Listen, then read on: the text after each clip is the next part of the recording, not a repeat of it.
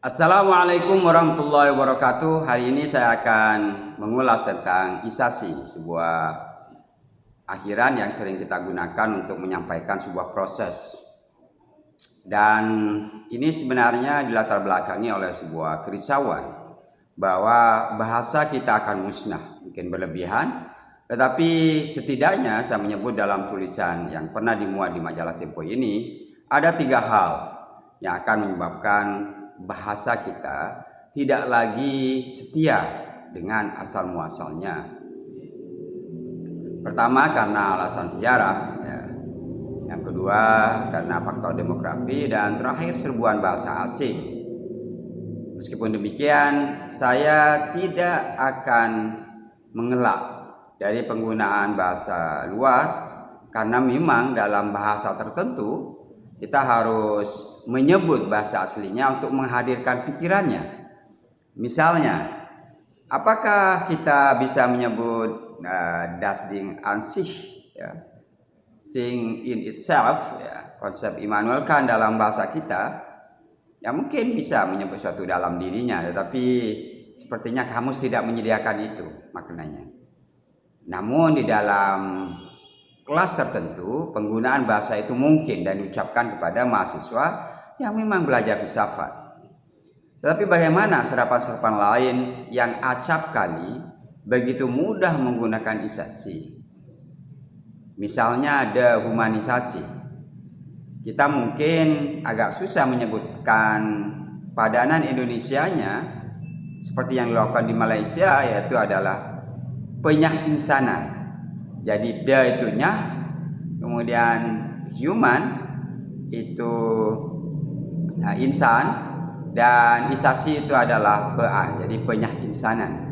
Karena itu sering diucapkan, maka orang akan membayangkan bahwa itu adalah padanan dehumanisasi.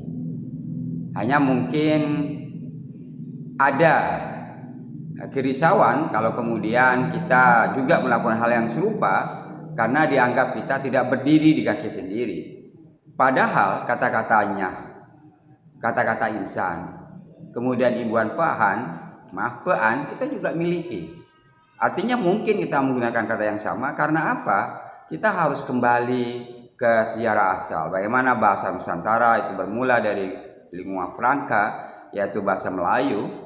Maka kita masih berharap agar pada masa yang akan datang penggunaan bahasa Indonesia itu betul-betul memanfaatkan khazanah yang dimiliki selama ini. Karena pada gilirannya orang akan keliru menyebut otomatisasi, bukan otomasi. Karena wiroh, ya, wah ini malah ke Arab-Araban. Ya, kalau kita menyebut gairah juga akan menimbulkan salah tafsir, ya. Apalagi menyebut passion yang sebenarnya passion. Jadi ada banyak keliruan ketika kita menggunakan bahasa Arab, bahasa Inggris, tapi kita merasa gagah karena kita ini adalah tradisi, merawat tradisi kaum terpelajar. Padahal menurut saya bahasa itu hanya alat. Lao-Tzu telah menegaskan kita akan menggunakan bahasa laksana kita menggunakan pancing untuk menangkap ikan. Nah, ikan itu maknanya. Tapi persoalannya alat bahasa, kalau bolong-bolong mungkin tidak kita menekan makna yang utuh. Tidak hanya sekadar pesan, tetapi juga adalah emosi.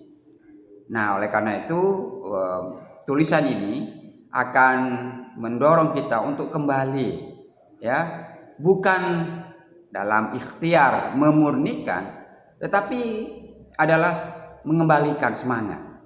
Karena Sumpah Pemuda menegaskan kita punya bahasa Indonesia dan kita tahu dari mana bahasa ini berasal. Terima kasih. Assalamualaikum warahmatullahi wabarakatuh.